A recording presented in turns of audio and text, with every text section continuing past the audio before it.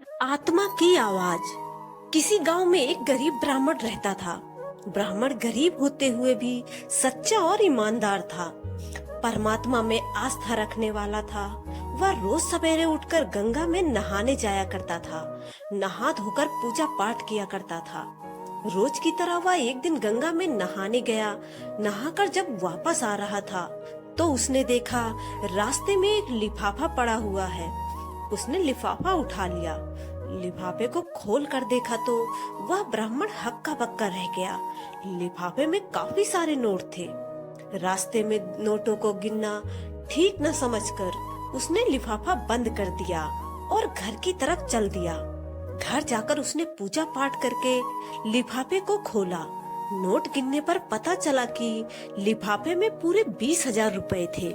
पहले तो ब्राह्मण ने सोचा कि भगवान ने उसकी सुन ली है, उसे माला माल कर दिया है। ब्राह्मण की खुशी ज्यादा देर नहीं रुक सकी। अगले ही पल उसके दिमाग में आया कि हो सकता है यह पैसे मेरे जैसे किसी गरीब के गिरे हों। शायद किसी ने अपनी बेटी की शादी के लिए जोड़ कर रखे हों। उसकी आत्मा ने आवाज दी कि वह इन पैसों को ग्राम प्रधान को दे आए। वह उठा और ग्राम प्रधान के घर की तरफ चल दिया।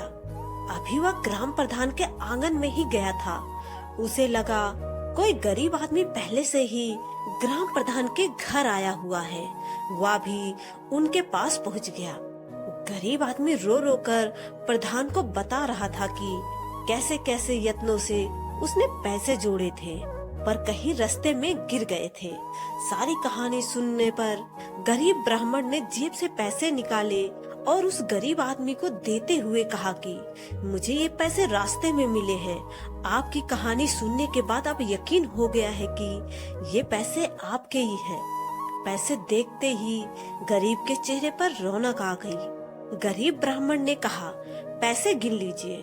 गरीब आदमी ने ब्राह्मण का धन्यवाद करते हुए कहा कि पैसे तो पूरे ही हैं, इसमें से आपको कुछ इनाम देना चाहता हूँ। गरीब ब्राह्मण ने कुछ भी लेने से इनकार कर दिया। ब्राह्मण अपने घर को वापस आ गया। उसको इस बात की खुशी थी कि उसकी आत्मा की आवाज की जीत हुई है।